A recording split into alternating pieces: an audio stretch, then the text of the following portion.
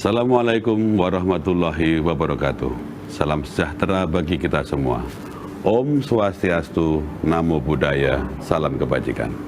Kami ucapkan terima kasih kepada seluruh wajib pajak atas kontribusinya dalam penghimpunan penerimaan negara di sektor perpajakan. Untuk mewujudkan DJP bersih dari korupsi dan menjadi birokrasi bersih dan melayani, tolong Bapak dan Ibu bantu kami untuk tidak memberikan atau menjanjikan akan memberikan hadiah atau pemberian dalam bentuk apapun kepada seluruh pegawai Direktorat Jenderal Pajak terkait pelaksanaan pekerjaan dalam jabatannya. Seluruh pelayanan yang kami berikan tidak dipungut biaya. Apabila Bapak dan Ibu menemukan pegawai Direktorat Jenderal Pajak yang masih meminta atau menerima barang, uang, fasilitas, atau apapun dari wajib pajak, agar segera melaporkannya melalui saluran pengaduan resmi Direktorat Jenderal Pajak, Kering Pajak 1500-200. Semoga Allah Subhanahu wa Ta'ala memberikan kekuatan kepada kita semua, bersatu bersama-sama menghimpun penerimaan pajak untuk pembangunan Indonesia tercinta. Pajak Indonesia maju. Assalamualaikum warahmatullahi wabarakatuh.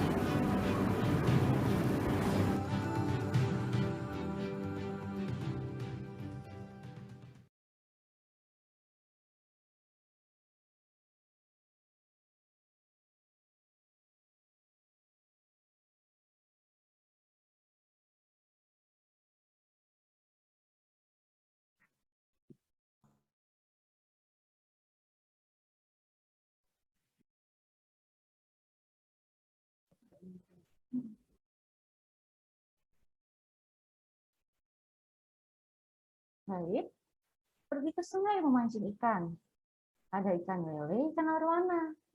Salam sapa saya ucapkan. Assalamualaikum hadirin semua. Selamat siang Bapak dan Ibu kawan pajak yang sudah bergabung dalam kelas pajak online KPP Pratama Malang Selatan di siang hari ini. Bagaimana kabarnya, sehat hari ini? Semoga Bapak dan Ibu semua, kita semua diberi kesehatan untuk menjalani hari-hari kita di puasa ini. Sudah menjelang penghujung bulan puasa, semoga yang menjalankan puasa, puasanya lancar. Nah, di kelas pajak kita kali ini, kita akan membahas tentang e-faktur, yaitu ada update e-faktur 3.2, dan juga tentang Per 03 tahun 2022 yang terbaru, baru di launching ya. Nah, kalau misalkan Bapak dan Ibu mengikuti kami mengadakan kelas pajak ini merupakan kelanjutan dari Snapgram atau Instagram Live KPP Pratama Malang Selatan yang sudah beberapa hari lalu kami adakan. Topiknya sama, tentang update e-faktur yang 3.2. Nah, kali ini, di kelas pajak kali ini kita akan mengulas lebih detail, mengulas lebih dalam bagaimana sih cara kita mengupdate aplikasi e-faktur 3.2, dan juga kita akan membahas info-info terbaru yang tercantum dalam Per 03 tahun 2022. Di sini, Bapak dan Ibu akan ditemani oleh saya, Dea, penyuluh dari KPP Pratama Malang Selatan, dan saya juga tidak sendirian. Nanti selain saya menyampaikan materi, juga akan disampaikan oleh Kak Filia, penyuluh dari KPP Pratama Malang Selatan juga. Nah, baik, sebelum dimulai, kita terlebih dahulu menundukkan kepala dan hati kita berdoa agar kelas pajak kita hari ini diberikan kelancaran dan juga bermanfaat bagi kita semua. Berdoa dapat dimulai.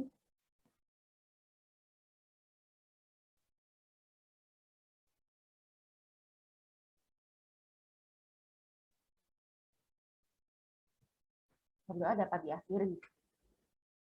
Terlebih dahulu, sebelum kita masuk ke materi, saya sampaikan kepada Bapak dan Ibu untuk menonaktifkan mikrofon selama materi berjalan, kemudian bisa memastikan jaringan dan juga perangkat untuk Zoom aman dan lancar, agar Bapak dan Ibu bisa mengikuti kelas pajak dengan nyaman. Saya sampaikan juga karena topik kita pada siang hari ini adalah e-faktur, maka Bapak dan Ibu bisa mengikuti kelas pajak kami dengan juga menyiapkan perangkatnya. Jadi bisa disiapkan laptop dan juga PC-nya mungkin yang sudah terinstall untuk e-faktur yang 3.0 atau 3.1, atau mungkin yang PKP baru bisa disiapkan laptop dan PC-nya. Nanti kita akan lihat bagaimana caranya untuk menginstal ke yang eFaktur 3.2. Saya sampaikan juga, untuk sesi tanya jawab, karena materi siang hari ini akan padat, yaitu update dan juga nanti sekaligus membahas tentang Per 03 2022, maka sepanjang jalannya materi, Bapak dan Ibu bisa menuliskan pertanyaan di kolom chat. Nanti untuk sesi tanya jawab akan bersifat tentatif. Apabila masih ada waktu tersisa untuk kami menjawab secara langsung, maka pertanyaan Bapak dan Ibu akan kami jawab secara langsung di akhir materi. Namun apabila nanti tidak sempat, karena sudah terhambat waktu, nanti kami akan menjawab lewat FAQ yang akan kami kirimkan nanti kepada Bapak dan Ibu semuanya. Jadi bisa sepanjang acara bisa langsung dituliskan di kolom komentar saja. Seperti itu. Langsung saja akan kita masuki materi siang hari ini. Bulan puasa, bulan yang berkah, sebentar lagi menanti hari raya. Dengan kakak ini, eFaktur pasti mudah. Mari kita sambut Kak Filia. Baik, terima kasih Kak Dea. Sebelumnya, mohon informasinya apakah suara saya sudah terdengar dengan jelas, Bapak Ibu sekalian? Jelas. Baik, untuk materinya kita mulai dulu tentang pembahasan Per 03 2022, baru nanti yang terakhir praktek untuk update aplikasi eFakturnya. Saya izin share screen terlebih dahulu.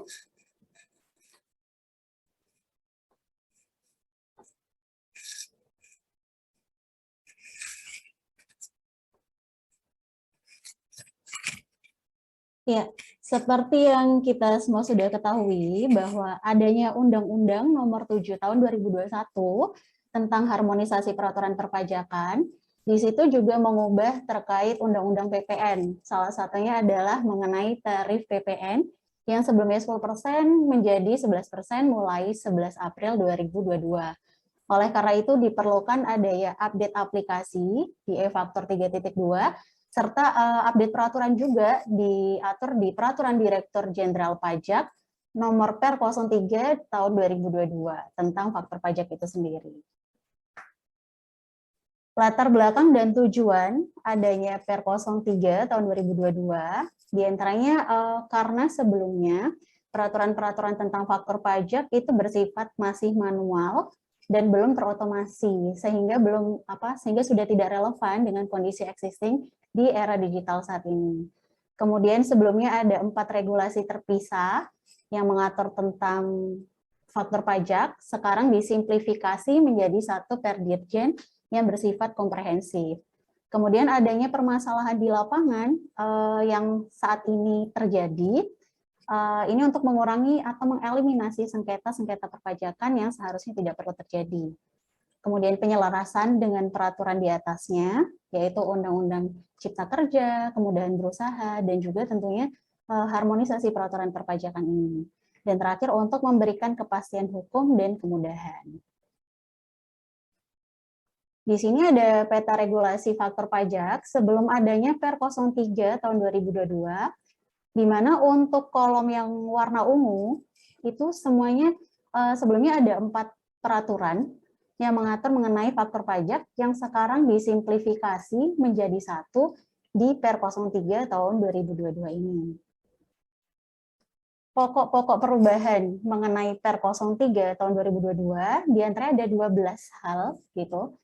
Diantaranya ada pencantuman NIK atau nomor paspor, kemudian pengisian jenis barang dalam faktur pajak, transaksi dalam mata uang asing, pemberian nomor seri faktur pajak, kode transaksi, pengaturan kembali penandatanganan e-faktur, mengenai aplikasi e-faktur host to host, kemudian pembatasan waktu upload e-faktur, pengaturan kembali faktur penjualan, cap keterangan fasilitas PPN dalam e-faktur, pengaturan kembali faktur pajak bagi PKP pedagang eceran, dan sengketa pajak terkait dengan pajak masukan.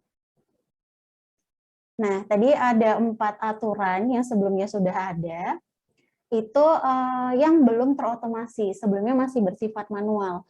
Sehingga dengan adanya Per 03 ini, ada beberapa ketentuan yang sudah dihapus dengan adanya e-faktur. Atau elektronik ya, sekarang udah elektronik gitu. Di antaranya peraturan mengenai pengadaan faktur pajak yang sebelumnya bersifat manual ini dihapus. Kemudian faktur pajak tidak lengkap karena adanya NSFP ganda. Dengan adanya faktur, semua permintaan nomor seri kan secara elektronik sehingga sudah tidak mungkin ada NSFP ganda lagi. Kemudian pengembalian NSFP yang tidak digunakan ke KPP. Kalau dulu Bapak Ibu wajib pajak melakukan permintaan nomor seri faktur pajak. Kemudian ternyata di akhir tahun ada yang tidak digunakan. Dulu masih diwajibkan untuk memberitahukan untuk mengembalikan nomor seri yang tidak digunakan itu ke KPP. Dengan adanya e-faktur yang sekarang sudah elektronik, maka peraturan ini ketentuannya juga dihapus, sehingga tidak perlu lagi ada pengembalian NSFP ke KPP. Kemudian ketentuan mengenai pemberitahuan dan perubahan nama penandatangan faktur pajak ke KPP, itu juga sudah dihapus, karena sekarang untuk perubahan penandatangan faktur pajak bisa dilakukan secara otomasi di aplikasi e-faktur. Kemudian permintaan kopi faktur pajak dalam hal faktur pajak hilang dihapus, cetak ulang e-faktur yang rusak dan hilang juga dihapus. Karena sekarang faktur pajak bentuknya sudah elektronik, bahkan tidak perlu dicetak gitu kan. Kalaupun hilang nanti bisa diminta database-nya ke KPP. Jadi untuk permintaan kopi yang hilang ini yang bentuknya manual kayak gitu. Itu semua sudah dihapus. Kemudian ada juga ketentuan mengenai kriteria PKP pedagang eceran dari sisi penjual. Ini disesuaikan di Per 03. Sekarang melihatnya dari sisi pembeli, bukan dari sisi penjual lagi. Kemudian mengenai pengaturan kode aktivasi, password pertama kali dan sertifikat elektronik, yang sebelumnya diatur di 2 aturan berbeda, sekarang diaturnya mengikuti Peraturan Direktur Jenderal Pajak mengenai registrasi PKP, atau di Per 04 tahun 2020. Permintaan cetak ulang surat pemberian NSFP ini juga dihapus karena untuk riwayat pemberian NSFP sudah bisa dilihat di aplikasi Enova. Kode dan nomor seri faktur pajak VAT refund oleh Edit Tax Refund ini dihapus juga karena sudah mengikuti PMK mengenai VAT refund itu sendiri. PKP wajib e-faktur ditetapkan dengan Kep Dirjen dan juga rincian media elektronik penyimpanan data sudah tidak relevan sehingga dihapus. Ini tadi ada 12 pokok pengaturan di Per 03 yang akan kita bahas bersama di kelas pajak kali ini. Di mana ini nanti dari 12 akan dibagi 2 pembahasannya oleh saya dan juga Mbak Dea tadi. Kita langsung masuk ke pokok pengaturan yang pertama, yaitu kewajiban dan saat pembuatan faktur pajak. Secara umum, peraturan mengenai kewajiban dan saat pembuatan faktur pajak masih sama dengan peraturan sebelumnya, di mana PKP wajib membuat faktur pajak untuk setiap penyerahan BKP, penyerahan JKP, ekspor BKP berwujud, ekspor BKP tidak berwujud, dan atau ekspor JKP. Di mana fakturnya harus dibuat pada saat penyerahan untuk BKP dan untuk penyerahan BKP dan penyerahan JKP, pada saat penerimaan pembayaran. Dalam hal penerimaan pembayaran itu terjadi sebelum penyerahan BKP dan atau JKP. Pada saat penerimaan pembayaran termin, dalam hal penyerahan sebagian tahap pekerjaan, pada saat ekspor BKP berwujud, BKP tidak berwujud, dan atau ekspor BKP, atau saat lain yang diatur berdasarkan PMK tersendiri. Jadi di sini di Per 03 ditegaskan kembali bahwa saat penyerahan BKP dan atau penyerahan JKP, serta saat ekspor BKP berwujud, ekspor BKP tidak berwujud, dan atau ekspor JKP dilaksanakan berdasarkan ketentuan peraturan perundang-undangan di bidang perpajakan. Ini sesuai dengan pasal 17 dan pasal 17A PP 1 tahun 2012 bagaimana diubah dengan PP 9 tahun 2021. Kemudian pada saat pembuatan faktur, ini PKP juga bisa membuat faktur pajak gabungan, yaitu di mana satu faktur pajak itu meliputi seluruh penyerahan yang dilakukan kepada pembeli BKP dan atau penerima JKP yang sama selama 1 bulan kalender. Di mana ini nanti untuk pembuatan faktur pajak gabungan harus dibuat paling lama pada akhir bulan penyerahan BKP dan atau JKP itu. Di sini ada ketentuannya, dalam hal terdapat pembayaran, baik sebagian maupun seluruhnya, sebelum penyerahan BKP dan atau JKP yang diterima dalam bulan penyerahan, faktur pajak gabungan tetap dibuat paling lama pada akhir bulan penyerahan BKP dan atau JKP. Nanti ada contoh kasusnya, bisa kita cek bersama. Dalam hal PKP melakukan penyerahan BKP dan atau JKP, yang wajib dibuat faktur pajak dengan menggunakan lebih dari satu kode transaksi, maka PKP dapat membuat faktur pajak gabungan atas penyerahan dengan kode transaksi yang sama untuk tiap-tiap kode transaksinya. Dan pengaturan mengenai faktur pajak gabungan ini dikecualikan, ada pengecualiannya, itu tidak dapat dibuat atas penyerahan BKP dan atau JKP yang mendapat fasilitas PPN atau PPN dan PPNBM tidak dipungut sesuai dengan ketentuan yang mengatur mengenai penyerahan BKP dan atau JKP ke dan atau dari kawasan tertentu atau tempat tertentu. Contohnya kalau ke kawasan berikat dan kawasan bebas, karena di situ ada lawan dokumennya, sehingga tidak dapat dibuat faktur pajak gabungan. Ini contoh kasus terkait pembuatan faktur pajak gabungan. Contoh yang pertama, mengenai adanya pembayaran di tengah penyerahan BKP di satu bulan kalender yang sama. PTA merupakan PKP, melakukan penyerahan BKP kepada PTB dan menerima pembayaran dari PTB selama bulan April 2022. Di situ penyerahan BKP ada di tanggal 4, 11, 18, 25, dan 30. Kemudian di tanggal 19 ada penerimaan pembayaran atas penyerahan di tanggal 4 April. Tanggal 26 juga ada penerimaan pembayaran uang muka dari PTB untuk penyerahan yang akan dilakukan di bulan Mei. Nah, atas hal tersebut, itu hanya digunakan satu kode transaksi yang sama, yaitu kode transaksi 01. Dan PTA memilih membuat faktur pajak gabungan. Gitu. Ketika buat faktur pajak gabungan, maka batas bikin faktur pajak gabungannya adalah tanggal 30 April 2022. Karena tanggal kalender terakhir penyerahan BKP kepada lawan transaksi yang sama. Meliputi seluruh penyerahan yang dilakukan dan termasuk uang muka yang diterima di bulan April 2022. Sehingga dasar pengenaan pajaknya itu adalah sebesar 10.250.000. Yang untuk tanggal 19 ada penerimaan pembayaran atas penyerahan tanggal 4 April tidak dihitung karena kan penyerahannya sudah dihitung di tanggal 4-nya. Sehingga yang penerimaan pembayarannya yang di tanggal 19 itu tidak dijadikan di DPP lagi agar tidak double gitu. Jadi meskipun ada penerimaan pembayaran di tengah-tengah tapi masih di akhir bulan ada penyerahan BKP, bikin faktur pajak gabungannya masih di paling lama akhir bulan tersebut gitu. Kemudian DPP-nya juga termasuk dari penerimaan uang yang diterima di bulan yang sama. Kemudian ini contoh kasus yang kedua, untuk pembuatan faktur pajak gabungan, PTA merupakan PKP yang melakukan penyerahan BKP kepada CVC. Di situ ada penyerahan penjualan BKP berupa komputer di tanggal 2, 9, 16, 23, dan 30, serta ada pemberian cuma-cuma BKP berupa keyboard dan mouse komputer di tanggal 4, 11, 18, dan 25 April. Nah, berdasarkan data tersebut, PTA bisa membuat faktur pajak gabungan, tapi disendirikan kode transaksinya. Karena kan di situ ada kode transaksi 01 atas penyerahan BKP berupa komputer, dan juga ada kode transaksi 04 atas penyerahan pemberian cuma-cuma keyboard dan mouse itu.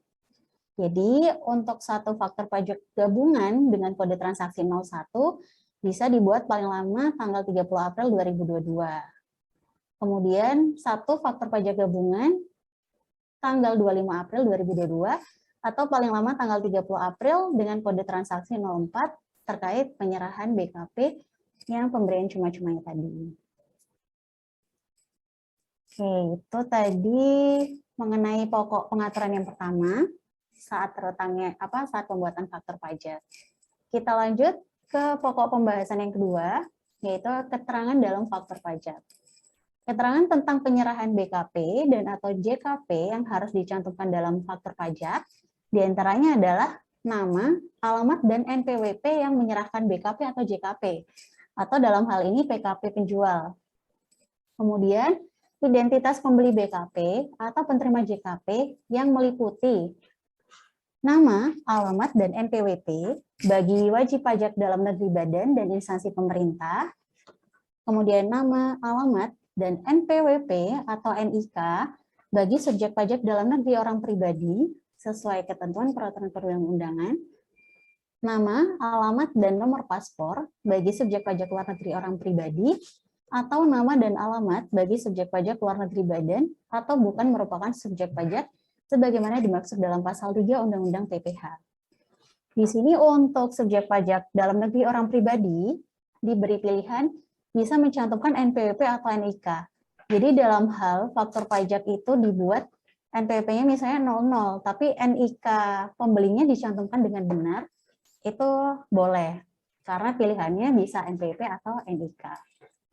Kemudian keterangan tentang penyerahan BKP yang dicantumkan dalam faktur pajak, ada juga jenis barang atau jasa, jumlah harga jual atau penggantian dan potongan harga, PPN yang dipungut, PPN BM yang dipungut, kode, nomor seri, dan tanggal pembuatan faktur pajak, serta nama dan tanda tangan yang berhak menandatangani faktur pajak. Tata cara pengisian keterangan dalam faktur pajak diatur sebagai berikut. Untuk identitas PKP penjual, ini kan tadi diinformasikan bahwa harus memuat nama, alamat, dan NPWP. Ini wajib diisi dengan nama, alamat, NPWP sesuai yang tercantum dalam surat pengukuhan PKP atau yang tercantum dalam datanya Direktorat Jenderal Pajak gitu. Jadi kan untuk aplikasi e-faktur sendiri nanti wajib pajak tidak perlu input nama, alamat, NPWP ya, karena sudah otomatis terisi di aplikasinya sesuai dengan yang terdaftar di data di Direktorat Jenderal Pajak. Itu. Kemudian untuk identitas pembeli BKP atau penerima JKP diisikan dengan nama, alamat, NPWP, NIK, dan nomor paspor sesuai dengan keadaan yang sebenarnya atau sesungguhnya. Bagi subjek pajak dalam negeri, nama dan alamat dapat diisi sesuai dengan nama dan alamat yang tercantum dalam surat keterangan terdaftar atau surat pengukuhan PKP. Dalam hal nama dan alamat yang tercantum dalam surat keterangan terdaftar atau surat pengukuhan PKP itu berbeda dengan nama atau alamat yang sebenarnya atau sesungguhnya, maka wajib pajak ini harus mengajukan permohonan perubahan data berupa nama, alamat dalam SKT atau surat keterangan terdaftar dan surat pengukuhan PKP itu agar sesuai dengan keadaan yang sebenarnya. Dalam hal penyerahan BKP atau JKP dilakukan kepada pembeli BKP atau penerima JKP yang merupakan tempat dilakukannya pemusatan tempat terutang, tetapi BKP atau JKP dimaksud dikirim atau diserahkan ke tempat PPN terutang yang dipusatkan, maka diatur ketentuan sebagai berikut.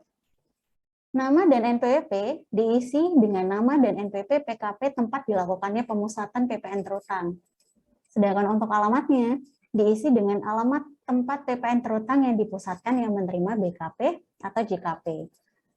Untuk contoh pengisian alamat, ini tersedia di lampiran huruf A, angka 2, peraturan Per 03 tahun 2022 ini. Jadi misalnya ada penyerahan ke PTA, kemudian PTA itu merupakan cabang di mana PPN-nya dipusatkan, maka ketika penjualnya itu mau buat faktur, mengisikan identitas pembeli PTA, bisa diisikan nama dan NPWP-nya itu menggunakan nama dan NPWP PTA pusatnya. Tapi untuk alamatnya sesuai alamat cabangnya yang terdaftar di surat keterangan terdaftarnya. Kemudian keterangan lain yang diisi dalam faktur pajak, itu ada jenis barang atau jasa. Wajib diisi dengan keterangan yang sebenarnya atau sesungguhnya mengenai BKP atau JKP yang diserahkan.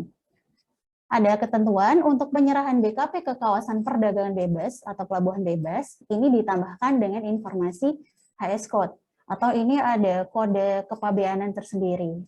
Kemudian untuk penyerahan BKP berupa kendaraan bermotor baru, yang nantinya dilakukan registrasi kendaraan bermotor baru sesuai ketentuan yang berlaku, maka PKP dealer harus mencantumkan keterangan berupa merek, tipe, harian, dan nomor rangka di faktur pajaknya. Ini khusus untuk dealer kendaraan bermotor baru yang nantinya penyerahannya itu dilakukan registrasi kendaraan bermotor baru. Ini wajib dicantumkan keterangan merek, tipe, varian, dan nomor rangka. Jadi kalau dulu diwajibkan untuk mengunggah lampiran bagi PKP dealer kendaraan bermotor, sekarang ini juga wajib dicantumkan di faktur pajaknya mengenai informasi merek, tipe, varian, dan nomor rangka. Kemudian untuk penyerahan BKP berupa tanah dan atau bangunan, diisi dengan keterangan paling sedikit memuat informasi berupa alamat lengkap tanah dan atau bangunan yang dimaksud.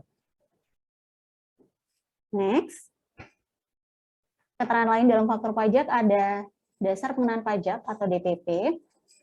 Ini diisi dengan nilai pada jumlah harga jual, penggantian uang muka atau termin, dikurangi dengan potongan harga dan uang muka yang telah diterima. Diisi juga dapat berupa nilai lain sesuai dengan ketentuan peraturan perundang-undangan di bidang perpajakan, atau diisi dengan nilai tertentu sesuai dengan ketentuan peraturan perundang-undangan di bidang perpajakan yang menjadi dasar perhitungan PPN dipungut dan disetor dengan besaran tertentu sebagaimana diatur dalam pasal 9A ayat 1 Undang-Undang PPN. Jadi sebelumnya kita mengenal di DPP itu ada harga jual, penggantian uang muka termin, dan nilai lain. Di Per 03 ini diatur juga yang baru adalah mengenai nilai tertentu. Di mana nilai tertentu ini mengakomodir adanya turunan PMK mengenai Undang-Undang PPN di harmonisasi peraturan perpajakan. Contohnya seperti penyerahan LPG dari agen. Itu dikenai DPP-nya menggunakan nilai tertentu. Kemudian keterangan lain dalam faktur pajak adalah PPN yang dipungut.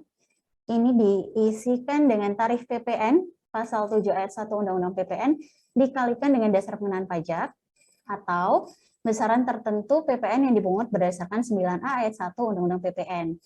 Jadi PPN yang dipungut ini ada dapat diketahui dengan tarif PPN dikalikan DPP atau juga dengan besaran tertentu PPN. Besaran tertentu PPN ini juga mengakomodir dasar pengenaan pajak yang menggunakan nilai tertentu. Kemudian keterangan lain dalam faktur pajak ada kode dan NSFP, di mana di situ ada 16 digit, terdiri dari 2 digit kode transaksi, 1 digit kode status, dan 13 nomor seri faktur pajak. Terakhir ada nama dan penandatangan faktur pajak. Diisi dengan nama sesuai KTP atau paspor yang berlaku, dan diisi juga dengan nama yang telah didaftarkan sebagai penandatangan faktur pajak pada aplikasi e-faktur. Di mana PKP dapat menunjuk lebih dari satu pejabat atau pegawai untuk menandatangani e-faktur, termasuk pegawai atau pejabat di cabang dalam hal PKP melakukan pemusatan tempat PPN terutang, serta tanda tangan berupa tanda tangan elektronik. Di sini ada contoh pengisian DPP dan PPN dalam faktur pajak. Di sini tadi kan kita DPP ada mengenal 3 ya, di Per 03, ada DPP normal yang mengenai harga jual, penggantian uang muka atau termin, kemudian ada DPP nilai lain, dan juga besaran tertentu PPN. Contohnya DPP normal ada penyerahan garmen dengan harga jual sebesar 100 juta, PPN-nya dipungut dengan tarif 11%. Kemudian untuk DPP lain, contohnya ada pemakaian sendiri BKP, dengan harga jual sebesar 100 juta dan laba kotor sebesar 10 juta yang PPN-nya dipungut dengan tarif 11%. Ada juga besaran tertentu PPN, yaitu terkait penyerahan kendaraan bermotor bekas dengan harga jual sebesar 100 juta yang PPN-nya dipungut dengan besaran tertentu sebesar 1,1% dari harga jual. Dari ketiga contoh tersebut, pengisian DPP dan PPN-nya dapat dilihat pada tabel yang warna biru itu ya Bapak Ibu sekalian. Jadi untuk yang DPP normal, harga jual 100, DPP ya 100, PPN-nya 11% kali DPP, jadi 11 juta. Untuk nilai lain, harga jual yang dimasukkan 100, DPP-nya nanti dimasukkan 90 juta sesuai dengan pengaturan DPP nilai lain. Kemudian untuk PPN-nya 11% kali DPP, yaitu 9,9 juta. Sedangkan untuk besaran tertentu PPN, ketika menginput untuk harga jual tetap 100 juta, DPP-nya juga tetap 100 juta, tapi PPN yang dimasukkan adalah menggunakan besaran tertentu, yaitu 1,1 juta. Next, kita bahas mengenai kode transaksi dalam faktur pajak, di mana kita sebelumnya sudah mengenal ada 9 kode transaksi dalam faktur pajak, dan faktur pajak 05 itu sempat dihapus, namun sekarang tersedia kembali, gitu. Yang pertama, kode transaksi 01, ini yang penyerahan BKP, di mana PPN dan PPNBM-nya dipungut oleh PKP yang melakukan penyerahan BKP atau JKP, transaksi normal. Kemudian untuk kode transaksi 02, ini adalah penyerahan BKP kepada pemungut PPN, instansi pemerintah, yang PPN atau PPNBM-nya dipungut oleh instansi pemerintah. Di mana di situ ada pengaturan lebih lanjut, misalnya mengenai nilai transaksinya, yaitu minimal 2 juta ya. Itu baru pakai kode transaksi 02. Kemudian kode transaksi 03 untuk penyerahan BKP atau JKP kepada pemungut PPN lainnya selain instansi pemerintah, yang PPN atau PPNBM-nya dipungut oleh pemungut PPN lainnya tersebut. Contohnya penyerahan kepada BUMN dan anak BUMN. Kode transaksi 04 digunakan untuk penyerahan BKP atau JKP yang DPP-nya menggunakan nilai lain. Contohnya itu tadi yang terkait penyerahan pemberian secara cuma-cuma. Itu kode transaksi yang digunakan nanti 04. Kemudian kode transaksi yang digunakan kembali, ini ada kode transaksi 05 yang diatur mengenai penyerahan BKP atau JKP yang PPN-nya dipungut dengan besaran tertentu. Contohnya tadi ada penjualan kendaraan bermotor bekas, seperti itu. Itu nanti menggunakan kode faktur 05. Kemudian untuk kode 06, ini mengatur terkait penyerahan lainnya yang PPN atau PPNBM-nya dipungut oleh PKP yang melakukan penyerahan BKP atau JKP, penyerahan BKP kepada turis, yang VAT refund. Kemudian untuk kode 07 merupakan penyerahan BKP atau JKP yang PPNBM-nya mendapatkan fasilitas tidak dipungut atau ditanggung pemerintah, masih sama. Kode transaksi 08 untuk penyerahan BKP atau JKP yang mendapat fasilitas dibebaskan dari pengenaan PPN atau PPNBM, dan kode transaksi 09 untuk penyerahan BKP berupa aktiva yang menurut tujuan semula tidak untuk diperjualbelikan sesuai dengan pasal 16D UU PPN. Kemudian di Per 03 ini juga mengatur mengenai urutan prioritas penggunaan kode transaksi. Jadi tidak jarang ditemui di lapangan adanya suatu transaksi yang kode transaksinya itu beririsan satu sama lain. Bagaimana cara menentukan kode faktur yang digunakan? Misalnya ada penyerahan kepada instansi pemerintah tapi yang menggunakan DPP nilai lain. Nah, ini PKP harus bikin kode transaksi 04 atau 02. Bisa dilihat di sebelah kanan slide-nya, ini ada urutan prioritas penggunaan kode transaksi. Jadi yang pertama, kita cek dulu kode transaksi tersebut termasuk di 07 atau 08 atau tidak. Kalau termasuk, berarti langsung digunakan kode faktur 07 atau 08. Kalau tidak, dicek kembali apakah termasuk kode transaksi 02 atau 03. Kalau iya, dibuatkannya menggunakan kode transaksi 02 atau 03. Tapi kalau tidak, lanjut lagi ke pertanyaan selanjutnya. Apakah termasuk kode transaksi 06? Kalau iya, dibuatkan menggunakan kode 06. Kalau tidak, dicek kembali termasuk di kode 04 atau 05 tidak. Kalau termasuk, dibuatkan menggunakan kode 04 atau 05, tapi kalau tidak, maka menggunakan kode transaksi 01. Jadi misalnya PKP melakukan penyerahan BKP kepada instansi pemerintah, yang pemungutan PPN-nya dilakukan instansi pemerintah, tapi DPP-nya menggunakan nilai lain, kan berarti di situ ada kode 02, ada 04. Maka mana yang dipilih? Yang dipilih adalah yang 02. Karena urutan prioritasnya ada di 02 terlebih dahulu yang dicek. Seperti itu. Kemudian transaksi yang menggunakan mata uang asing. Dalam hal penyerahan BKP atau JKP dilakukan dengan menggunakan mata uang asing, maka penghitungan PPN atau PPNBM terutang harus dikonversi ke dalam satuan mata uang rupiah menggunakan kurs yang ditetapkan dalam KMK yang berlaku pada saat faktur pajak seharusnya dibuat. Jadi kalau misalnya masih bingung, ini ditegaskan kembali di Per 03 bahwa apabila transaksinya itu menggunakan mata uang asing, kurs yang digunakan adalah kurs yang ditetapkan dalam KMK yang berlaku pada saat faktor pajak seharusnya dibuat. Untuk faktor pajak pengganti, kurs yang digunakan yaitu kurs yang ditetapkan dalam KMK yang berlaku pada saat faktor pajak yang diganti pertama kali seharusnya dibuat. Itu tadi yang pokok bahasan kedua, sekarang kita lanjut ke pokok bahasan ketiga, yaitu mengenai bentuk faktor pajak dan aplikasinya. Jadi faktor pajak ini bentuknya berbentuk elektronik, digunakan menggunakan aplikasi atau sistem yang disediakan dan atau ditentukan oleh Direktorat Jenderal Pajak dan dicantumkan tanda tangan elektronik.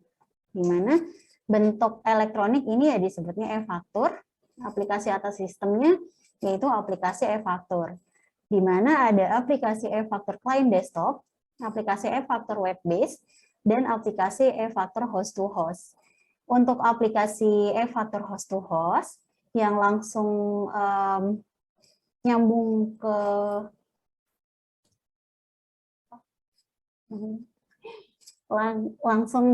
ke sistemnya Direktorat Jenderal Pajak Pusat.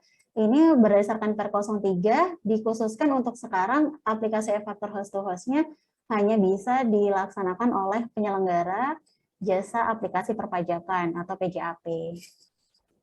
Kemudian untuk PKP di tempat kawasan bebas atau KIK wajib membuat e-faktur atas penyerahan BKP kepada pembeli BKP di kawasan perdagangan bebas dan pelabuhan bebas.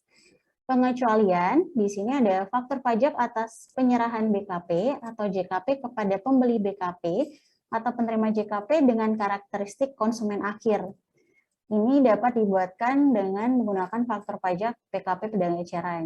Kemudian untuk penyerahan BKP atau JKP dan atau ekspor BKP atau BKP tidak berwujud atau JKP yang bukti pungutan PPN-nya berupa dokumen tertentu yang kedudukannya dipersamakan dengan faktur pajak.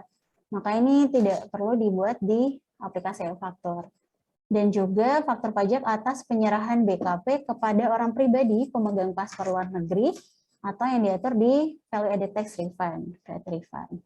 Itu 3 pengecualian ini faktur pajaknya dibuat sesuai dengan peraturan yang terkait. Di sini tampilan PDF atau catatan kertas e-faktur. Seperti yang kita lihat bersama, di sini ada perubahan di total PPN. Sebelumnya diatur bahwa di total PPN, tampilannya itu ada keterangan 10% kali DPP. Tapi di aplikasi yang terbaru, ini sudah tidak ada keterangan tambahan seperti itu, hanya dituliskan total PPN, karena ini untuk memfasilitasi terkait PPN yang berupa besaran tertentu. Yang nilainya bukan 10% kali DPP. Next, untuk sertifikat elektronik dan aktivasi akun PKP.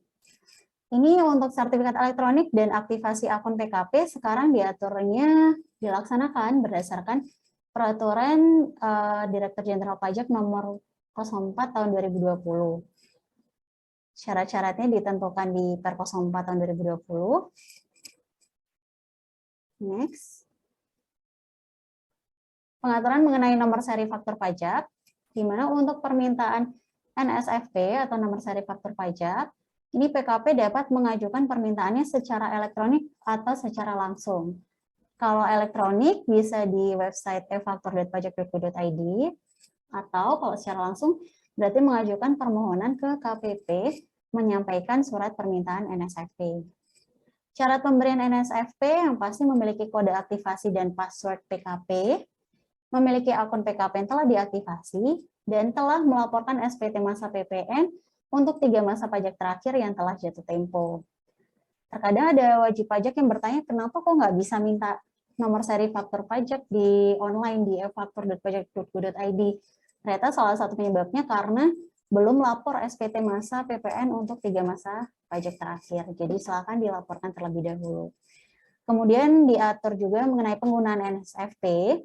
Ini dapat digunakan untuk pembuatan faktur pajak mulai tanggal surat pemberian NSFP sesuai dengan tahun peruntukan yang tercantum dalam surat pemberian NSFP. Jadi nomor seri yang diminta itu dapat digunakan untuk membuat faktur pajak mulai tanggal permintaan nomor seri faktur pajak tersebut. Untuk jumlah NSFP yang diberikan, ini paling banyak 75 bagi PKP yang baru dikukuhkan, PKP yang belum pernah membuat dan melaporkan faktur pajak, atau PKP yang 3 masa pajak sebelumnya membuat dan melaporkan kurang dari atau sama dengan 75 faktur pajak. Kemudian dapat juga diberikan paling banyak 120% dari jumlah faktur pajak yang dibuat dan dilaporkan dalam SPT masa PPN 3 masa pajak sebelumnya bagi PKP yang 3 masa pajak sebelumnya membuat dan melaporkan faktur pajak lebih dari 75 faktur pajak. Atau bisa juga diberikan dengan jumlah tertentu bagi PKP yang baru dikukuhkan, PKP pemusatan, atau PKP yang mengalami peningkatan usaha yang karena kegiatan usahanya membutuhkan NSFP dengan jumlah tertentu. Khusus untuk NSFP dengan jumlah tertentu, itu permintaannya harus disampaikan langsung ke KPP. Untuk format surat permintaan dan pemberiannya diatur di Per 03 lampiran huruf F dan juga huruf G dan H. Kemudian di sini di Per 03 yang baru ini ada mengatur mengenai batas waktu upload e-faktur, di mana sebelumnya belum pernah diatur mengenai batas waktu uploadnya. E-faktur wajib diunggah atau diupload menggunakan aplikasi e-faktur untuk memperoleh persetujuan DJP.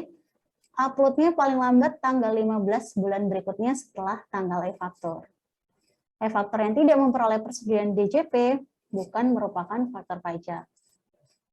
Untuk syarat memperoleh persetujuan DJP, maka NSFP yang digunakan untuk penomoran e-faktur merupakan NSFP yang diberikan oleh DJP, dan e-fakturnya diunggah atau diupload dalam jangka waktu paling lambat tanggal 15 bulan berikutnya setelah tanggal pembuatan e-faktur.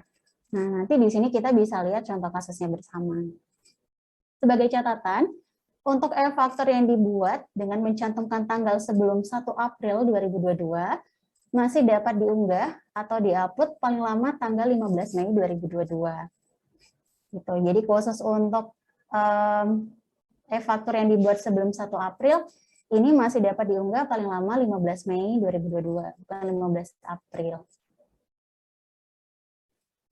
Di sini kita lihat contoh kasusnya. Contoh yang pertama, PTH merupakan PKP melakukan penyerahan BKP pada tanggal 11 April 2022. PTH membuat e-faktur pada tanggal 11 April 2022 menggunakan aplikasi e-faktur dengan mengisi kolom tanggal faktur pajak 11 April 2022. Namun e-faktur tersebut baru diunggah atau diupload ke Direktorat Jenderal Pajak dengan menggunakan aplikasi e-faktur pada tanggal 14 Mei 2022. Dengan demikian, e-faktur yang dibuat dan diunggah oleh PTH dapat diberikan persetujuan dari DJP karena diunggah atau diupload ke DJP dalam jangka waktu paling lama tanggal 15 Mei 2022. Jadi kan diatur tadi untuk batas waktu upload faktur adalah tanggal 15 bulan berikutnya. Karena ini diuploadnya masih sebelum tanggal 15, maka diberikan persetujuan atau approval sukses. Untuk contoh yang kedua, PTH merupakan PKP melakukan penyerahan BKP tanggal 18 April 2022. Membuat e-faktur pada tanggal 18 April 2022 menggunakan aplikasi e-faktur dengan mengisi kolom tanggal faktur pajak 18 April 2022. Namun e-faktur tersebut baru diunggah atau diupload ke Direktorat Jenderal Pajak dengan menggunakan aplikasi e-faktur tanggal 16 Mei 2022. Dengan demikian, DJP tidak memberikan persetujuan atau nanti keluarnya reject atas e-faktur yang di-upload tersebut. Karena uploadnya lebih dari tanggal 15 Mei.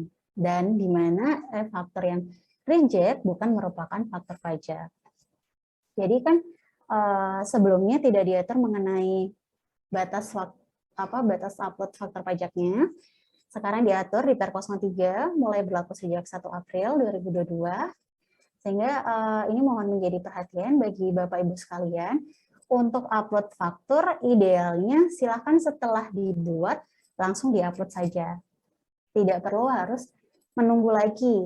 Karena kalau misalnya menunggu nanti takutnya udah kelewat dari tanggal 15 bulan berikutnya. Dimana kalau udah lewat nanti nggak dapat persetujuan, jadinya faktor pajaknya reject. Lantas, kalau reject apa nggak bisa bikin faktur? Bisa bikin faktur, tapi jadinya harus ikut ke masa pajak berikutnya. Dan hitungannya bisa jadi terlambat membuat faktur pajak. Sebagai informasi juga, untuk batas waktu upload e-faktur ini tidak merubah batas waktu untuk penyetoran dan pelaporan SPT masa PPN. Tetap di akhir bulan berikutnya. Kemudian next, mengenai faktor penjualan sebagai e-faktur. Faktor penjualan atau invoice yang diterbitkan oleh PKP termasuk dalam pengertian e-faktur sepanjang dicantumkan keterangan sebagaimana dimaksud dalam pasal 5 Per 03/2022 dan diunggah, diupload dengan menggunakan aplikasi e-faktur host to host dan memperoleh persetujuan dari DJP paling lambat tanggal 15 bulan berikutnya setelah tanggal pembuatan e-faktur. Jadi khusus untuk faktur penjualan atau invoice, kalau misalnya wajib pajak ingin menggunakan faktur penjualan, maka harus bekerja sama dengan PJAP atau penyedia jasa aplikasi perpajakan untuk membuat faktur penjualannya, karena fakturnya bisa dimodifikasi. Tapi uploadnya juga tetap paling lama tanggal 15 bulan berikutnya. Kemudian aturan mengenai cap atau keterangan fasilitas PPN atau PPNBM, di mana sebelumnya di aturan yang lama itu diaturnya cap atau keterangannya itu yang menggunakan cap atau stempel. Namun karena sekarang e-faktur sudah otomasi, maka untuk pemberian cap atau keterangan fasilitas PPN, baik tidak dipungut, dibebaskan atau ditanggung pemerintah, ini harus diberikan keterangan melalui aplikasi e-fakturnya. Contohnya seperti gambar yang bisa dilihat pada slide. Gitu. Next, untuk pokok pengaturan yang keempat, yaitu mengenai tata cara pembetulan atau penggantian faktur pajak, di mana pembetulan atau penggantian faktur pajak itu dapat dilakukan oleh PKP menggunakan aplikasi e-faktur. Nah, atas kalau misalnya ada transaksi atas faktur pajak yang diganti atau dilakukan pembetulan, dan SPT masa PPN-nya waktu itu sudah disampaikan atau dilaporkan, maka harus dilakukan pembetulan SPT masa. Apabila belum disampaikan, masih bisa diganti. Pembetulan atau penggantian ini diantaranya dilakukan dalam hal terdapat salah dalam pengisian atau penulisan sehingga tidak memuat keterangan yang benar, lengkap, dan jelas. Di antaranya untuk penggantian faktur ini mengenai kode transaksi ataupun nilai transaksi barang atau jasa kena pajak. Gitu. Nanti untuk kode statusnya, kan tadi ada mengenal kode status. Kalau misalnya 0 itu normal, kalau misalnya 1 berarti sudah dilakukan penggantian yang pertama. Kalau misalnya 2 berarti penggantian kedua dan seterusnya. Tanggal faktur pajak pengganti yaitu tanggal pada saat faktur pajak penggantinya dibuat. Next. Kemudian ada tata cara pembatalan faktur pajak. Pembatalan faktur pajak dapat dilakukan dalam hal penyerahan BKP atau JKP yang transaksinya dibatalkan, atau penyerahan barang atau jasa yang seharusnya tidak dibuatkan e-faktur. Jadi pembatalan faktur pajak ini diatur di Per 03, ini hanya mengenai dua kondisi ini, yaitu penyerahan BKP JKP transaksinya memang dibatalkan, atau penyerahan barang atau jasa yang seharusnya tidak dibuatkan e-faktur. Di mana pembatalannya itu sama dilakukan di aplikasi e-faktur, SPT masa PPN yang masa pajak dilaporkan e-faktur pajak dibatalkan masih dapat disampaikan atau dilakukan pembatalan sesuai ketentuan. Dalam hal pembatalan faktur pajak terjadi karena pembatalan transaksi, maka harus didukung dengan bukti atau dokumen yang membuktikan bahwa telah terjadi pembatalan transaksi. Dalam hal PKP penjual belum melaporkan faktur pajak yang dibatalkan dalam SPT masa PPN, maka PKP penjual harus tetap melaporkan faktur pajak yang dibatalkan dalam SPT masa PPN dengan mencantumkan nilai DPP PPN sebesar 0. Dalam hal sudah dilaporkan di SPT masa PPN, kemudian ada pembatalan faktur, maka harus dilakukan pembetulan SPT masa PPN. Demikian untuk pokok pengaturan selanjutnya, yaitu mulai pokok pengaturan ke-5 sampai 12, akan disampaikan oleh Kak Dea. Pada Kak Dea, silakan. Baik, terima kasih Afilia. Gimana Bapak dan Ibu, masih tetap semangat kan ya? Semoga tetap semangat karena kita ngabuburit bersama sambil belajar tentang e-faktur. Jadi semoga ngabuburit dan puasanya berkah. Karena di sini Kak Dea sama Kak Filia juga masih semangat, jadi masih terus kita semangat belajar tentang e-faktur. Kita lanjutkan ke pokok bahasan yang selanjutnya, yaitu tentang faktur pajak bagi PKP pedagang eceran. Tadi sudah sempat disinggung sedikit oleh Kak Filia bahwa PKP pedagang eceran berdasarkan Per 03/2022 ini tidak ditentukan berdasarkan KLU. Jadi bukan pedagang ecerannya yang, oh ini pedagang eceran, berarti menggunakan faktur pedagang eceran itu bukan. Jadi kita lihat berdasarkan konsumen akhirnya, seperti itu. PKP yang termasuk pedagang eceran itu PKP yang melakukan penyerahan barang kena pajak atau jasa kena pajak kepada pembeli dengan karakteristik konsumen akhir, termasuk yang dilakukan melalui PMSE. PMSE itu perdagangan melalui sistem elektronik. Jadi kalau misalkan konsumennya termasuk kategori konsumen akhir, maka disebut dengan PKP pedagang eceran. Tidak ditentukan berdasarkan KLU seperti yang sudah disampaikan sebelumnya. Apabila PKP pedagang eceran ini membuat faktur pajak, maka bisa dilakukan dengan tanpa mencantumkan identitas pembeli, serta nama dan tanda tangan penjual. Faktur pajak eceran ini dapat berupa apa saja? Bisa seperti bon kontan, faktur penjualan, cash register, karcis, kwitansi, atau tanda bukti penyerahan atau pembayaran lain yang sejenis. Contoh paling mudahnya kalau misalkan kita belanja ke mall, kan di struknya ada berutang PPN. Berarti atas pembelian barang kita ini ada PPN di dalamnya. Tapi yang kita terima itu struknya itu termasuk ke dalam jenis faktur pajak, tapi yang dikeluarkan oleh PKP pedagang eceran. Seperti itu contohnya. Jadi PKP karakteristik konsumen akhir juga akan saya jelaskan untuk pembeli barang dan atau penerima jasa yang mengonsumsi secara langsung barang dan atau jasa yang dibeli atau diterima. Seperti kita tadi, kalau misalkan beli di toko, kan akan langsung kita gunakan. Berarti kita termasuk karakteristik konsumen akhir. Membeli barang dan atau penerima jasa tidak menggunakan atau memanfaatkan barang atau jasa tersebut untuk kegiatan usaha. Jadi kalau kita beli untuk kita konsumsi secara langsung, bukan untuk kita jual kembali, berarti kita termasuk karakteristik konsumen akhir. Dan bisa menerima faktur pajak yang tidak seperti biasanya, tapi faktur pajak yang dikeluarkan oleh PKP pedagang eceran. Faktur pajak eceran ini dapat juga dibuat atas pemakaian sendiri, atas pemberian cuma-cuma, dan juga atas penyerahan BKP-JKP yang mendapatkan fasilitas tidak dipungut atau dibebaskan dari PPN.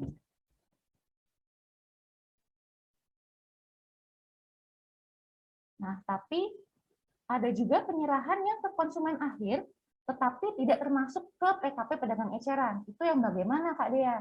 Jadi yang dikecualikan adalah yang melakukan penyerahan BKP tertentu atau JKP tertentu kepada konsumen akhir yang wajib membuat e-faktur. BKP dan JKP tertentunya itu apa saja? Kalau misalkan PKP-nya melakukan penyerahan dan penyewaan angkutan darat berupa kendaraan bermotor. Jadi kalau misalnya kita beli kendaraan bermotor dari PKP, maka harus melalui e-faktur, tidak bisa dengan PKP pedagang eceran. Atau angkutan air, kapal pesiar, kapal ekskursi, kapal feri atau yacht. Kemudian kalau ada penyerahan atau penyewaan tanah bangunan, dan juga kalau misalkan penyerahan angkutan udara, nih kalau misalkan jual pesawat terbang ataupun penyewaan helikopter, balon udara. Dan juga apabila PKP melakukan penyerahan senjata api dan peluru senjata api. Nah, bagaimana untuk pembetulan atau penggantian dan pembatalan faktur pajak kalau misalkan PKP pedagang eceran? Jadi untuk PKP pedagang eceran tetap dapat melakukan pembetulan atau penggantian dan pembatalan faktur pajak sesuai dengan kelaziman usaha PKP pedagang eceran. Kita ke pokok bahasan yang ke-6 yang selanjutnya, yaitu persyaratan formal dan material faktur pajak. apa yang dipenuhi baik dari sisi formal dan material harus dipenuhi oleh PKP agar faktur pajaknya ini benar bisa dianggap sebagai faktur pajak. Itu harus memenuhi kedua syarat, yaitu persyaratan formal dan juga persyaratan material. Persyaratan formalnya itu apa?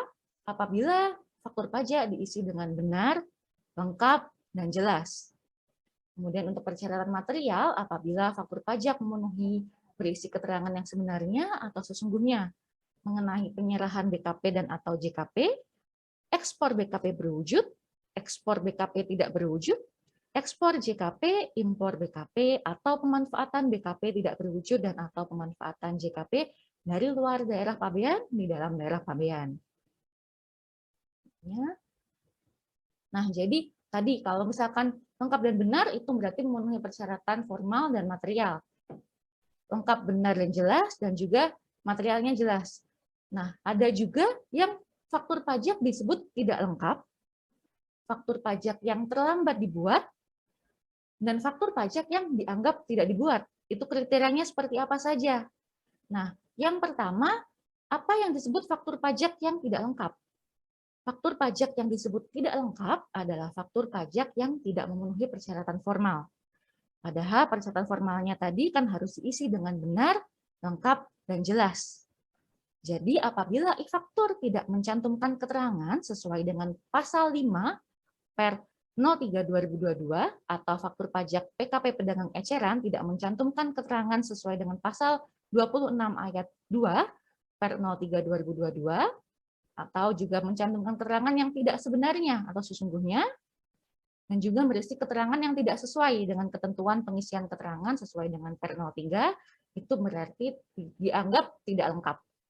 Seperti itu. Kemudian bagaimana kalau yang terlambat dibuat? Jadi membuat faktur pajak tapi terlambat, yaitu apabila tanggal yang tercantum dalam faktur pajak melewati saat seharusnya faktur pajak dibuat. Tadi saat faktur pajak dibuat sudah dijelaskan oleh Kak Filia di awal tadi. Kategori yang ketiga yaitu adalah faktur pajak yang dianggap tidak dibuat, yaitu apabila faktur pajak dibuat setelah melewati jangka waktu 3 bulan sejak saat faktur pajak seharusnya dibuat. Nanti ada contoh kasusnya bisa dilihat di lampiran huruf A, angka 4, angka 5, dan angka 6 per 03. Nah, ada juga sanksi administrasinya apabila PKP membuat faktur pajak yang tidak lengkap, yang terlambat, dan atau yang dianggap tidak membuat faktur pajak, akan dikenai sanksi pasal 14 ayat 4 UU KUP, yaitu sebesar 2% dari DPP pajak yang seharusnya terutang. Kemudian PPN yang tercantum dalam faktur pajak yang tidak lengkap tadi, yang dianggap tidak dibuat, merupakan pajak masukan bagi pembeli tapi tidak dapat dikreditkan. Nah, ini contoh kasusnya. Contoh kasus untuk yang pertama, ada PTI merupakan PKP. PKP kegiatan usahanya pabrikan sepatu. Kemudian berdasarkan surat pengukuhan diketahui PTI NPWP-nya ini beralamat di Jalan Gatot Subroto, Jakarta ya. Nah, selain menjual sepatu kepada distributor, PTI juga melakukan penjualan kepada pembeli dengan karakteristik konsumen akhir. Dengan toko retailnya bernama Toko I Sepatu. Jadi Toko I ini melakukan kegiatan usaha ada kepada distributor sebagai pemasok dan juga ada penjualan kepada konsumen akhir, langsung beli di toko retailnya yang namanya Toko I Sepatu. Ada kasus yang A, mari kita pelajari bersama. PTI menjual sepatu kepada distributor. Jadi transaksi distribusi ya ini ya, pemasok memasok kepada Tuan Ogi. WNI orang pribadi beralamat di Jalan Gatot Subroto. Atas penjualan sepatu tersebut, PTI membuat faktur pajak dengan mencantumkan identitas pembeli BKP sebagai berikut. Nama Tuan Ogi, alamat di Jalan Gatot Subroto, NPWP-nya 000, kemudian NIK atau paspornya di strip, tidak diisi.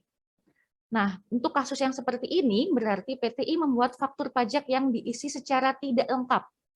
Karena faktur pajak tidak mencantumkan keterangan sesuai dengan pasal 5 huruf B angka 2 per 03, yaitu mencantumkan NPWP 000 tetapi tidak mencantumkan NIK.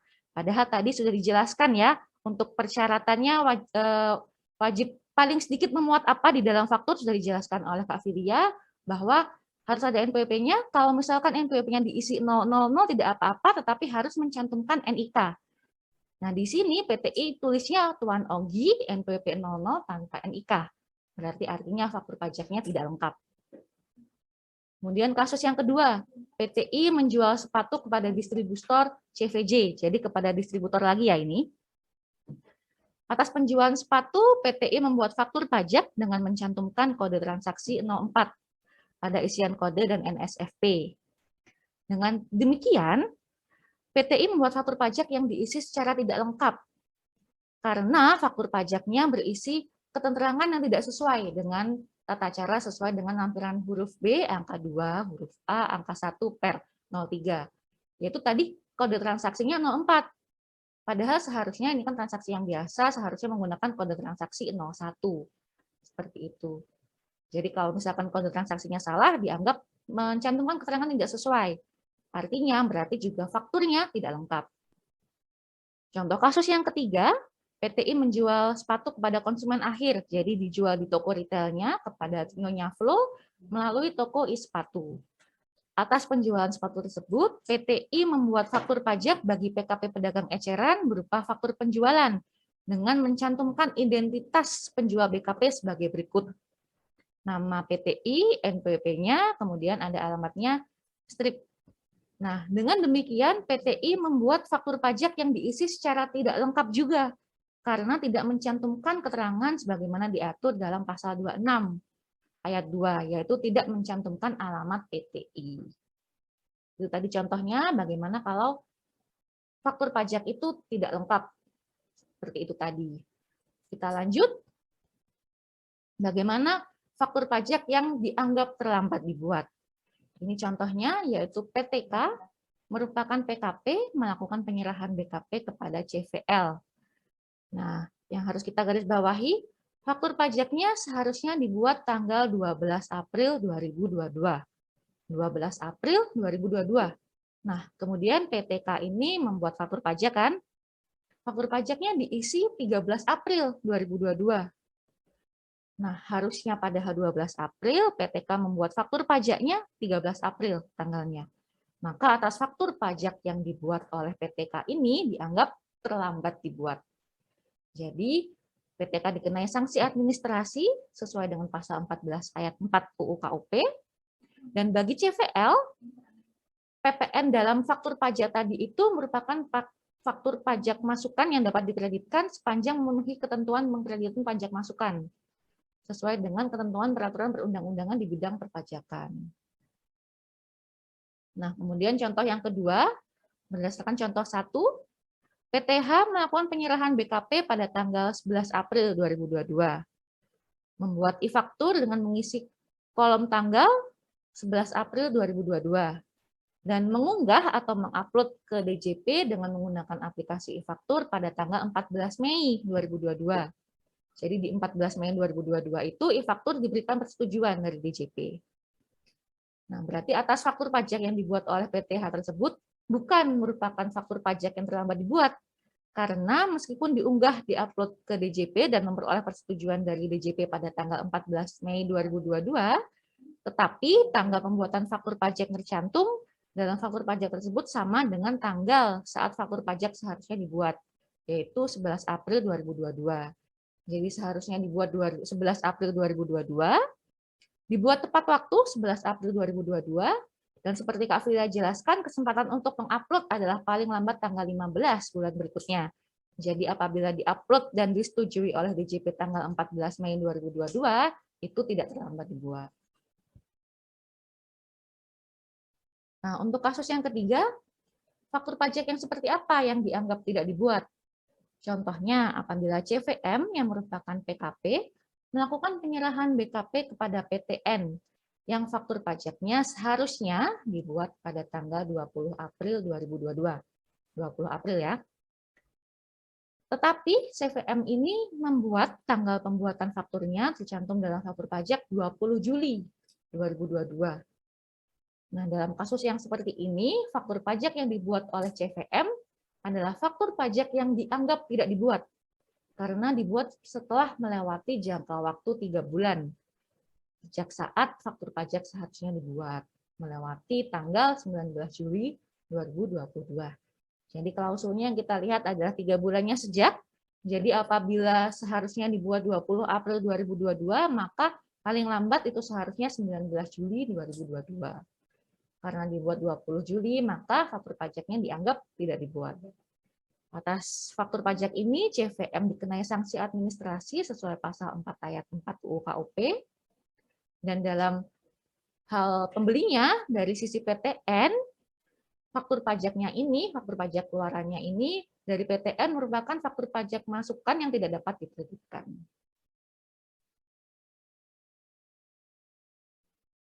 Lanjut. Nah, kita masuk ke pokok bahasan yang selanjutnya, yang ke-7, bagaimana kewajiban pelaporan faktur pajak. PKP yang membuat faktur pajak wajib melaporkan faktur pajak dalam SPT masa PPN pada masa pajak yang sama dengan tanggal pembuatan faktur pajak. Tata caranya ini diatur dalam Per 29 PJ 2015. PKP yang tidak memenuhi kewajiban untuk pelaporan SPT masa PPN ini dikenai sanksi sesuai dengan ketentuan peraturan perundang-undangan di bidang perpajakan. Nah, karena seperti dijelaskan oleh Kak Filia, sekarang semuanya serba otomatis, otomasi. Kita nggak usah minta cetak ulang secara kertas ya atas faktur pajak yang rusak atau hilang. Jadi PKP dapat mengajukan permintaan dan memberikan data e-faktur yang rusak dan hilang. Bagaimana caranya? Dengan menyampaikan permintaan. Permintaan ini bisa disampaikan secara online maupun langsung ke KPP. Contoh formatnya ada di surat permintaan pada lampiran huruf L per 03/2022. Nah, data faktur yang diminta itu data e-faktur yang bagaimana? Yaitu data e-faktur yang sudah dibuat oleh PKP yang terbatas pada yang sudah dibuat, diupload, dan memperoleh persetujuan yang oleh DJP. Jadi hanya faktur yang sudah approve dari DJP. Kemudian KPP memberikan data e-faktur yang diminta secara langsung, paling lama 20 hari kerja. Kemudian di Per 03 ini juga diatur mengenai keadaan tertentu, pokok bahasan yang mengenai keadaan tertentu, yaitu apabila terjadi peperangan, kerusuhan, revolusi, bencana alam, pemogokan, kebakaran, dan sebab lainnya di luar kuasa PKP yang ditentukan oleh DJP. Dalam keadaan tertentu, PKP diperkenankan membuat faktur pajak yang berbentuk kertas, jadi tidak lewat aplikasi e-faktur, jadi bentuknya hard copy. Format dan tata cara penggunaan kode dan NSFP untuk faktur pajak berbentuk kertas sama dengan format dan tata cara penggunaan kode dan NSFP sebagaimana tercantum dalam lampiran huruf B, kecuali di depan lain oleh Direktorat Jenderal Pajak. Dibuat paling sedikit untuk pembeli BKP dan penerima JKP dan arsip PKP penjual.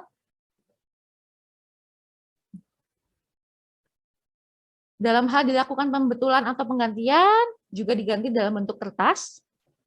Dalam hal keadaan tertentu telah berakhir, wajib direkam dan diupload pakai e-faktur. Kemudian apabila terjadi pembatalan, direkam pada aplikasi e-faktur pada saat keadaan tertentu ditetapkan telah berakhir. Nanti yang setelah itu, karena ada keadaan tertentu, yang ketentuan paling lambat tanggal 15 tidak berlaku. Contohnya ada di lampiran huruf M. Ketentuan lain-lain, ini e-faktur yang telah diunggah dengan menggunakan aplikasi e-faktur dan telah memperoleh persetujuan dari DJP merupakan faktur pajak.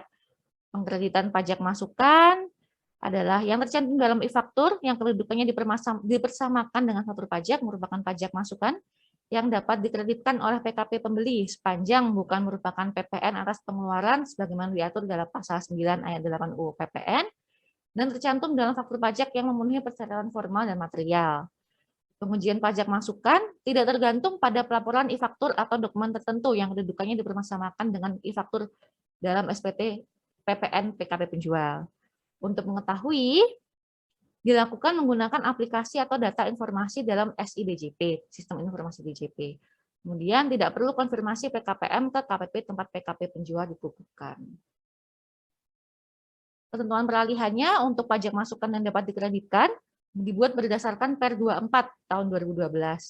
yang mencantumkan alamat pembeli yang berbeda dengan alamat yang tercantum dalam SPPKP pembeli, sepanjang alamat dimaksud merupakan alamat yang sebenarnya dan sesungguhnya.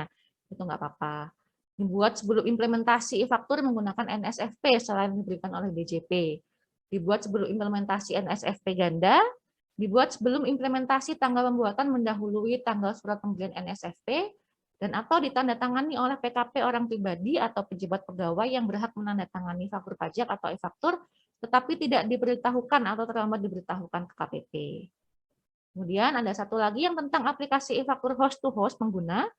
Aplikasi e-faktur host to host sebagaimana diatur dalam pasal 1A ayat 2 huruf A per 16/2014 tetap dapat digunakan sampai dengan dicabutnya Cap Dirjen penetapan sebagai PKP yang menggunakan aplikasi e-faktur host to host. Itu tadi yang tadi juga sempat dibahas ketentuan yang dicabut dan dinyatakan tidak berlaku, ada Per 24 2012 bagaimana terakhir diatur dalam Per 04 2020, Per 16 2014 terakhir diatur dalam Per 10 2020, Per 58 2010 dan Kap 754 2001. Yang kita pakai yang Per 03 yang mulai berlaku tanggal 1 April 2022.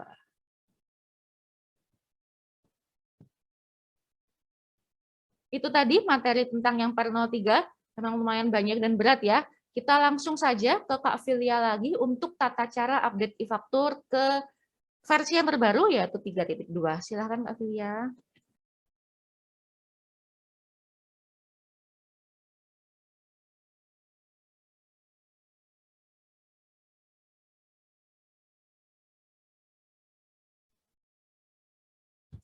Kami sampaikan kembali ke Bapak dan Ibu wajib pajak karena waktu telah menunjukkan pukul 15.15. Apabila ada pertanyaan bisa langsung disampaikan ke kolom chat. Nanti akan kami usahakan jawab atau nanti akan kami kumpulkan dan kami jawab dalam bentuk FAQ yang akan kami drop nanti di drive materi untuk Bapak dan Ibu wajib pajak.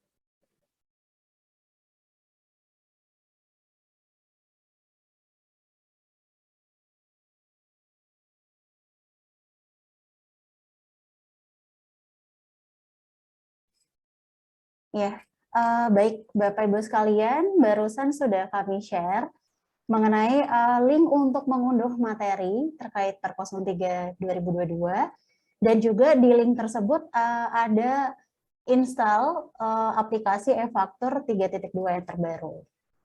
Bisa dicek di kolom chat.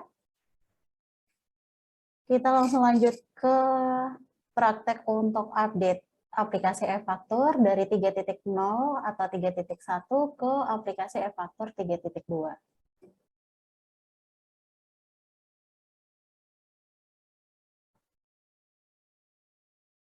Ya, di sini saya contohkan untuk e-faktur yang lama. Jadi untuk Bapak Ibu sekalian perlu disiapkan dua folder. Folder yang pertama adalah folder aplikasi e-faktur yang lama yang 3.0 atau 3.1 yang terakhir digunakan. Kemudian folder aplikasi e-faktur 3.2. Jadi silahkan diunduh dulu aplikasinya di website di link yang sudah di-share di kolom chat kalau belum punya. Di situ misalnya pakai e-faktur Windows disesuaikan dengan operating sistemnya 32 bit atau 64 bit. Untuk mengetahui operating sistemnya, cara paling mudah mungkin bisa dicek di My Dokumen ini, ada di PC, bisa diklik kanan, ada Properties. Nanti di situ bisa kelihatan mengenai operating system yang digunakan, 64 bit atau 32 bit. Kalau sudah ketahuan, silahkan di-download, diunduh sesuai operating system yang digunakan, laptop atau PC yang digunakan. Misalnya untuk ini kita pakai Tax Invoice Windows yang 64 bit, bikin folder baru, misalnya e-faktur 3.2. Nanti untuk filenya bentuknya RAR, silakan diekstrak di folder yang baru.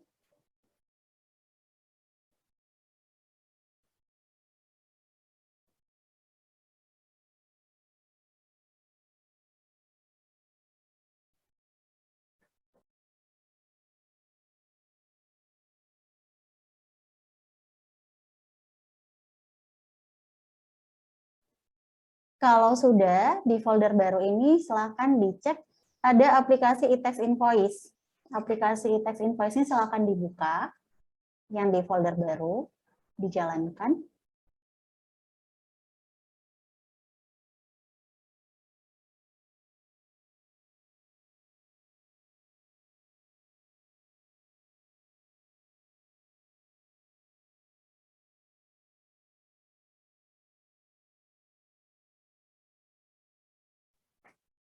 Sampai dengan muncul pilihan database, ini silakan di-close aplikasinya. Ini merupakan langkah untuk memunculkan folder DB di folder e-faktur yang baru. Kalau sudah muncul folder DB ini, silakan Bapak Ibu ke folder aplikasi e-faktur yang lama, yang terakhir digunakan, di mana di situ ada folder DB juga. Dicek di tanggal yang terakhir diubah, biasanya dicek di dalamnya, ini ada e-tax invoice, ada date modified, diusahakan sesuai dengan tanggal terakhir Bapak Ibu bisa membuka aplikasi e-faktur 3.0 atau 3.1-nya. Kalau sudah, satu folder DB itu silakan di-copy,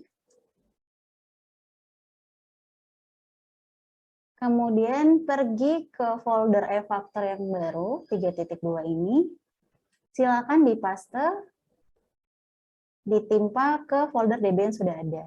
Jadi kalau misalnya ada pilihan seperti ini, silakan replace the files atau ditimpa. Gitu. Kalau sudah, silakan Bapak Ibu bisa menjalankan aplikasi e-tax invoice di folder e-faktur yang baru. Kalau misalnya ini sukses caranya, nanti untuk aplikasi e-tax invoice-nya langsung login seperti biasa Bapak Ibu login di aplikasi sebelumnya. Jadi kalau misalnya yang keluar selain login, keluarnya misalnya registrasi, berarti mungkin langkahnya ada yang salah. Silakan bisa diulangi. Jadi langkah yang benar adalah ketika dibuka di aplikasi folder e-faktur yang baru, nanti Bapak Ibu tinggal login saja menggunakan username dan password yang biasa digunakan. Kalau misalnya sudah, nanti jangan lupa untuk ke referensi administrasi sertifikat, bisa ditambahkan sertifikat elektronik yang digunakan, yang masih berlaku. Kemudian silakan bisa dicek ke faktur pajak keluarannya, administrasi faktur, seharusnya sudah ada data-data faktur pajak keluaran yang sebelumnya sudah dibuat, jadi tidak hilang seperti itu. Sekian dulu untuk praktiknya. Nanti mungkin bisa Bapak Ibu coba dulu. Silahkan install dulu aplikasinya di link yang sudah di-share di kolom komentar di bit.ly/e-faktur623. Nanti kalau misalnya mengalami kendala, nanti Bapak Ibu bisa konsultasikan lebih lanjut ke nomor live chat WhatsApp KPP Pratama Malang Selatan, sudah tersedia juga di kolom chat, atau bisa juga datang ke helpdesk KPP Pratama Malang Selatan dengan sebelumnya mengambil antrean online terlebih dahulu. Seperti itu, mungkin Mbak Dea ada tambahan? Terima kasih Kak Filia. Jadi itu tadi sudah dijelaskan oleh Kak Filia step by step langkah untuk mengupdate e-faktur ke e-faktur yang paling baru, yaitu yang 3.2. Ternyata memang cukup mudah ya Kak Filia, cukup mudah, tetapi memang ada hal-hal yang harus diperhatikan oleh Bapak dan Ibu wajib pajak yang seperti tadi. Apakah database lamanya itu sudah yang paling baru, yang paling update saat yang faktur 3.1 atau 3.0-nya bisa digunakan. Itu kemudian operating sistemnya, jadi jangan sampai salah install, misalkan operating sistemnya 32 tapi installnya 64, itu nanti bisa menjadi terlalu berat, jadi nggak mau dibuka.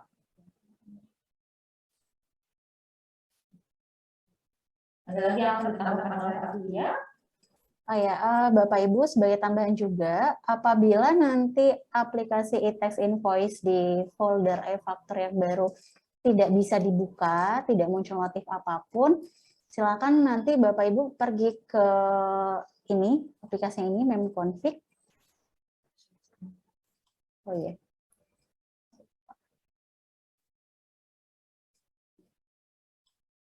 Ya, kalau misalnya e-tax invoice di folder aplikasi e-faktur yang baru tidak bisa dibuka, tidak berjalan, Bapak Ibu mungkin RAM komputer atau laptopnya di bawah 4 GB, sehingga caranya silahkan klik memconfig ini. Nanti di situ dimasukkan besar maksimum memori yang digunakan dalam megabyte.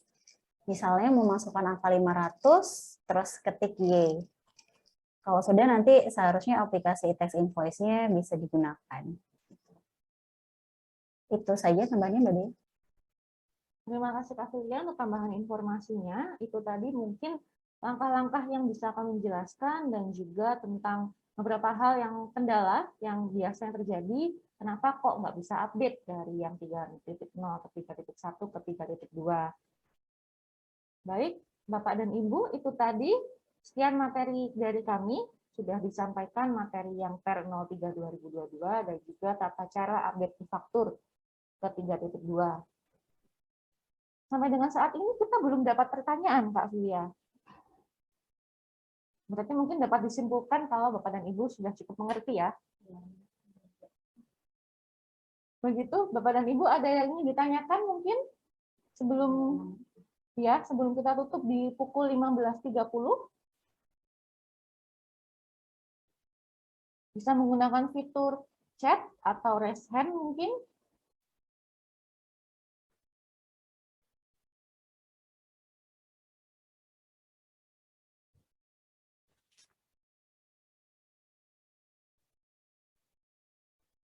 Tidak ada, nggih? Baik, seperti yang disampaikan oleh Kak Filia dan sudah kami cantumkan di kolom chat, apabila Bapak dan Ibu membutuhkan konsultasi lebih lanjut, bisa menghubungi WA chat kami di 0852 9000 8623.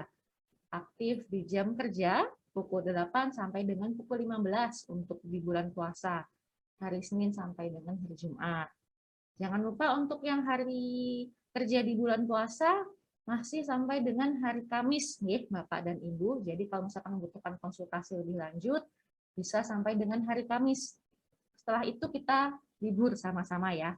Kita libur Lebaran dan akan aktif lagi di tanggal 9 Mei, hari Senin. Baik, ada permintaan untuk share ulang nomor WA-nya. Ya, silakan kita drop lagi di kolom chat. Di chat yang sebelumnya tadi kami cantumkan, itu sudah ada nomor WA live chat KPP Pratama Malang Selatan, dan juga ada link untuk mengunduh materi dan juga aplikasi e-faktur yang 3.2. Jadi di dalam foldernya itu, di dalam linknya sudah ada materi kita hari ini, dan juga sudah ada materi tentang per 03, sudah ada pernya juga, yang per 03 beserta lampirannya, dan juga sudah ada instalan aplikasi e-faktur yang 3.2, baik untuk 32 bit maupun 64 bit, pokoknya lengkap, bisa diakses di situ.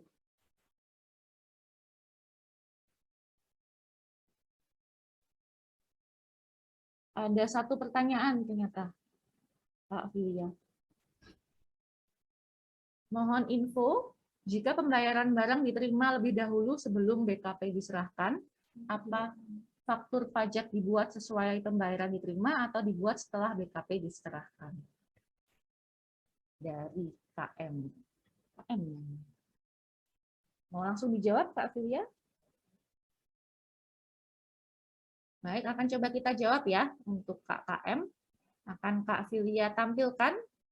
Tadi sudah ada di PPT kami yang materi yang kami sampaikan.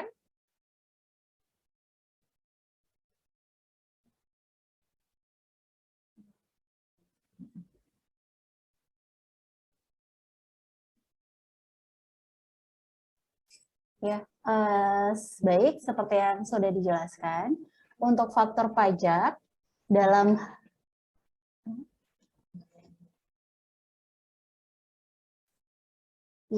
hal penerimaan pembayaran terjadi lebih dulu sebelum penyerahan BKP, maka faktor pajaknya dibuat pada saat penerimaan pembayaran itu. Gitu. Ada tambahan? Sudah cukup menjawab ya.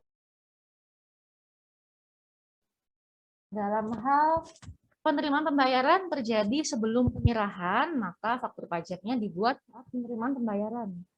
Nah, nanti setelah itu, setelah DKP-nya kemudian diterima, maka saat penerimaan itu tidak perlu membuat faktur pajak karena sudah dibuat saat penerimaan pembayaran. Gitu ya. Ada lagi mungkin yang mau ditanyakan, tapi kurang 2 menit ya.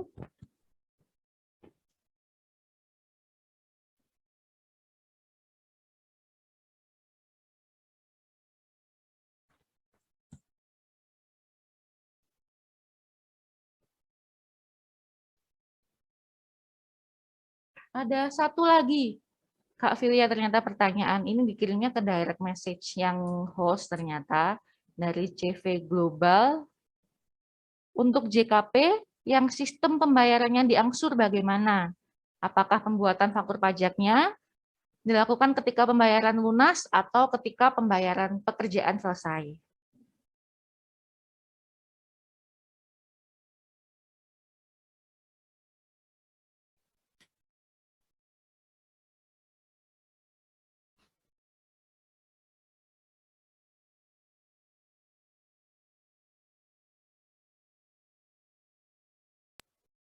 Ya, baik. Kalau misalnya untuk diangsur, berarti kan itu ada tahap pekerjaan. Maka pada saat penerimaan pembayaran terminnya, angsurannya, itu dibuatkan faktur pajaknya. Gitu. Jadi kalaupun misalnya pada saat pelunasan, mana dulu pelunasan dan penyerahan barangnya udah jadi, itu mana yang duluan, itu silahkan dibuatkan faktur pajaknya juga. Gitu. Jadi kalau misalnya untuk angsuran, dibuatnya pada saat pembayaran termin atau angsurannya. Gitu.